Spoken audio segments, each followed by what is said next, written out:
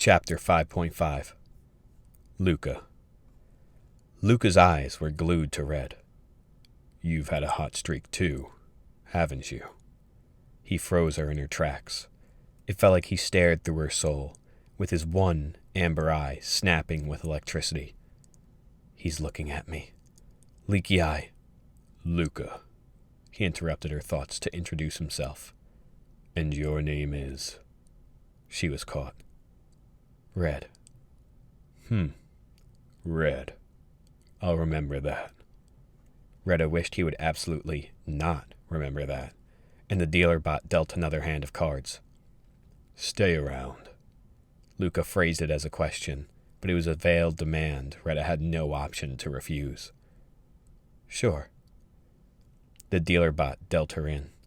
She picked up her hand. Her fingers trembled, and her baton radiated with warmth. Glow as it may, she couldn't risk using it.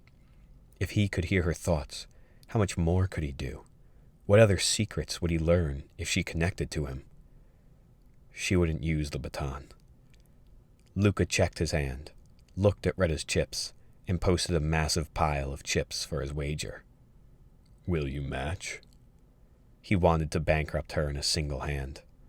Leave her with nothing, strip her of cash, strand her on this planet. He'd back her into a corner, either use the baton or risk losing it all. She checked her hand, a jack and a 6. Terrible. It was the worst hand she could have had. Yet Luka looked confident. He rasped his metallic knuckles against the table, and the bot dealt him another card. With smug poise, Luka leaned back and stayed. Hit or hold? Retta racked through her thoughts. Should I risk it, or... A clammy yet confident hand rested on Retta's shoulder and lightly squeezed. "Osvaldo." She didn't look back. She couldn't give him away, but she knew what he was saying. "Stay." Retta held her ground. The dealer bot asked the players to show their hands. Luka, 22. Retta, 16. "Your lucky streak continues," he said under his breath. The dealer bot slid the chips to Retta as Luka prepared an even larger wager for the next hand. "Or maybe it wasn't luck before." He knows it was the baton. He's playing with me. She knew the nefarious undertone of his comment, and she wasn't willing to put Osvaldo in danger's path. "I think my time is up here. Thank you, though," Retta said, collecting her pool from the server bot. "Stay," Luka said. "You look like someone I know." And as he leaned closer, the dim light above cast harrowing, menacing shadows down his face. Yeah, I look like Celeste, Retta thought. She knew her mom outed outlaws, and she knew vendettas like that lasted a lifetime. Retta wrapped her scarf around herself to conceal as much as she could. "I'd love to, but I really, really should go." She and Osvaldo left without looking back. Retta felt Luka's eyes crawl along her figure as she retreated away. This is bad. Very bad. She looked at her link and saw Tobias's response. "Okay." "This is urgent, Tobias," she thought. "Be more urgent!" They got a distance away, and when she looked back, Luka hadn't followed. It unnerved her more. A pit of anxiety settled at the base of her stomach and burned behind her sternum. She couldn't let anyone else be dragged in with her, so she said her goodbye to her new, gambling companion with a hasty farewell. "Osvaldo," she said, and separated out half her chips. "Thank you for everything you've taught me here. Please, take this. You deserve it." He smiled and refused her offer. No. It was my pleasure to treat you. I don't need the money. Please, I insist. It's all right. I enjoyed the experience. If you're ever in the outer reach," he said, and tapped his link to hers. His contact info loaded on her screen. "Reach out to me." "Thank you. I will. Enjoy your night." He smiled, bowed his head, and brimmed with pride before disappearing into the night. From her forearm, Retta felt the baton glow. She looked down and saw the ink spill out from her tattoo. It spread across her skin, reshaped itself into an ace card, and flashed blue-green. The tattoo set. The ink went black, and Osvaldo's memory joined her ever-expanding collage of connections. At least I made someone's night better. She returned to Chateau Caroso and saw Deegan waiting for her, fiddling with a card in his hands. "There you are," he said, frazzled. "Let's go." She knew Luka spooked him, but she wanted to hear it from his mouth. "What's gotten into you? I've never seen you like this." That was Leaky-Eye Luka. If he caught us, we'd be done." I know Luka and... A spray of cards flung in the air beside Red. A woman threw her cards at the dealer bot. She hopped on the table, kicked her chips in its face, and stomped on its head. The woman turned, locked eyes with Red, and asked, "What are you looking at?" Red recognized her face. The wronged anger that left its permanent scar. The jet black hair as sharp as a knife. The cold, steely, razor eyes. "That's the girl Tobias showed me," Retta thought. "Yana." "Get her!" Two suited guards chased after her, and Yana leapt off the dealer bot like a springboard. She knocked over high tops as obstacles, threw chips like caltrops, and weaved between the server bots and threw glass to shatter on the ground. Deegan watched and scoffed. At least we got the distraction we needed. It didn't last long. A guard cornered her, and she narrowly peeled away. A second blocked her path, and Yana doubled back. Another, then another, and another swarmed her, and as Yana scurried to find an escape, one fired a taser. It latched onto the nape of her neck, and a bright electric pulse zapped through her. Yana seized, dropped to the ground, and security surrounded her. The bots continued their games. The patrons ignored the distraction, and once the ruckus was controlled, Luka stood himself from the table. With calm, menacing presence, he lumbered to Yana, grabbed her by the hair, and raised her off her feet. He waited for her to come to. When she did, it made eye contact with him. Horror set in. She screamed a visceral, wailing scream. Yana cried for help, so loud the entire casino could hear, and yet no one did a thing. Retta's skin crawled. Her neck hair stood on end. She knew that kind of fear, that helplessness of no escape, that terror in Luka's eyes. Retta was cornered by Jimbo, the same way Yana was cornered by Luka now. Kindred emotions swelled inside Red. A kindling fire radiated in her heart, and the baton started to glow. It pointed her to Yana. Deegan pulled Retta to follow him. "Hey, we should go." "Wait." Retta watched as Luka scanned Yana, nodded to two security guards, and they dragged her away. "Where are they taking her? The exit is this way." "I don't know." They both watched the guards drag Yana to the back.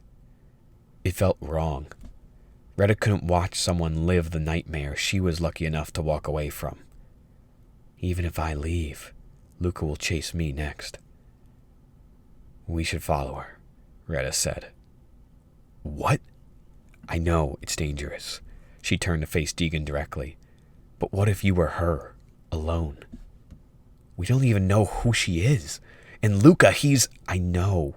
She tempered her voice. "I know who he is. And we both know how dangerous he is." Deegan hesitated to say something. He opened his mouth for a moment, then shut it, looking to the ground, and then back up at Red. "Retta, he's..." "Deegan, I'm scared too." He went quiet. He didn't want to admit it, but his silence confirmed it. Deegan was terrified. "But we can help her. With your augment, we can hide in plain sight. We can do something good, something better than stealing." He didn't respond back with his typical witty banter. She let the words sink in. "You can be more than a thief." He looked up at her, and she finished. "Be more than just a hometown hero." Deegan chuckled and shook his head. She knew how to stroke his ego. "All right," he said with a new determination in his eyes. "But what's your plan?" "Let me think." She closed her eyes, her baton pulsing. Think, Red, she said to herself. Think. How can you use the baton to connect? She thought about how she connected to Osvaldo, using those emotions, those feelings, and that human element that let the baton connect them. Fear, she thought. Visceral fear. Red sensed it. The very smell of fear. A mix of sweat and dirt, pungent and burning, rancid and acrid. It crossed her nose like a trail in the wind. The baton let her smell fear, and let that fear point to Yana. Retta focused on that feeling. She let her skin crawl the way it did as Luka's eyes crept along Red's face. She let her heart sink as Luka leaned in close with ominous intent. And as she did, the baton glowed. Red focused her mind's eye, and she saw in a way she'd never seen before. She saw through Yana's dazed and tired eyes. The guards were dragging her slumped, heavy body to a back room. Yana tilted her head upwards, watching them input a passcode, tapping it into a security door. Moments later, a hidden seam opened in the wall, and they escorted Yana down a set of stairs. The baton's connection faded after that. Thanks, Osvaldo. You taught me more than you knew, Retta thought to herself, and returned to her own body. Deegan, you can turn yourself into a guard, right? Yeah, I can do that. Good. She raised her wrist to him. I'll be your captive. Deegan felt the temptation to tease, but knew to keep it serious. He looked over his shoulders and whispered to Red, I need to change somewhere else. We can't let them see me. He looked at Chateau Caroso and told Retta to follow him. They went to the men's restroom in the back, and Deegan said, Don't let anyone enter, and knock when it's clear, all right? She nodded, and Deegan went inside. While he was gone, she flicked out her link and saw no new messages from Tobias. She texted him again. Found Yana. Luka got her. They took her to some secret back room. Code's 9639. I'm going after her. Tobias didn't respond. You better show up, old man, she thought. She looked both ways, and with no one in sight, she suddenly knocked on the door. Beneath its seam, she saw a simmer of light shine through, and the door opened. Deegan stepped out. He changed the entire shape of his body, broadening his shoulders, defining his jawline, making his muscles larger and his suit tighter, and giving himself a generic bald head. Wow, you couldn't just start and stop with the bald head? Retta teased. Had to make yourself more buff, too? Red broke his serious demeanor, and Deegan cracked a smile. A hero's gotta look good, right? He said, regaining his composure. All right, prisoner. Let's go. She feigned fainting and collapsed into his arms like a dead fish. Easy there, deadweight, he said under his breath, struggling to hold her up. Maybe be a little less convincing? Come on, Deegan. You're strong enough. She needed to stroke his ego to keep him along for the plan. He dragged her through the restaurant and through the gambling hall. Back away, he told patrons. Back away. They cleared the way for him, and Retta guided Deegan towards the rear. Osvaldo warned me shady deals go on in the back. In reality, the baton showed her where to go, but she couldn't tell Deegan that yet. He was already tense and uncomfortable. He swiveled his head left and right, checking for other guards that would see through their ruse.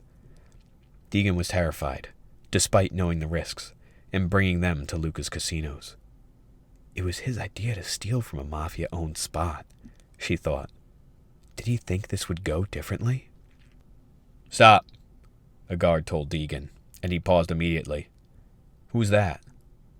Another cheater, he said with convincing confidence in his voice. I'm bringing her to the back. To tonight. He snuck his hand beneath Red's chin and tilted her face up. She looks familiar. The guard flipped over Retta's arms. This is that Baton girl. Even the guards know, Retta realized. And now Deegan knows. Yeah. Deegan didn't skip a beat, and Retta wasn't sure if he played along or knew. Wow. Luka will be very happy. Need a hand? No, I'm fine. Suit yourself, strong guy, the other guard said and walked past them. Retta didn't ask Deegan about the baton. Whether he knew or played along, she'd find out on her own. Deegan made it to the touchpad, and Retta whispered the code. He plugged in the numbers, and a small, red light shot up between an invisible seam. It separated two panels in the wall, and they retracted in. Dim, red lights lined the stairwell down into the basement. Deegan hesitated and whispered to Red, "Looks like the den of the devil." "It does," she said, and resolved herself. "Let's go."